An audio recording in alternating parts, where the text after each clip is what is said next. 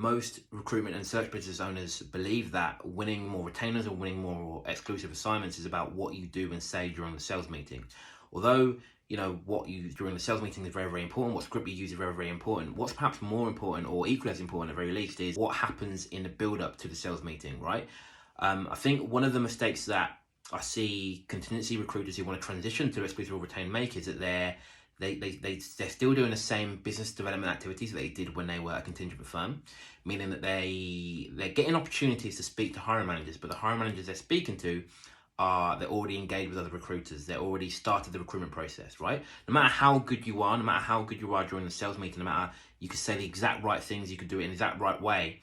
If the hiring manager has already engaged with another recruiter or several recruiters, you never stand a chance of winning the retainer or the exclusive terms, right? So as well as thinking about what you do and say during the meeting, you also need to start thinking about what you're doing to win the meetings in the first place, right? Winning a retainer or going down a retained route or exclusive route is much more about building a relationship before the recruitment process starts than it is about, what you do during the sales meeting.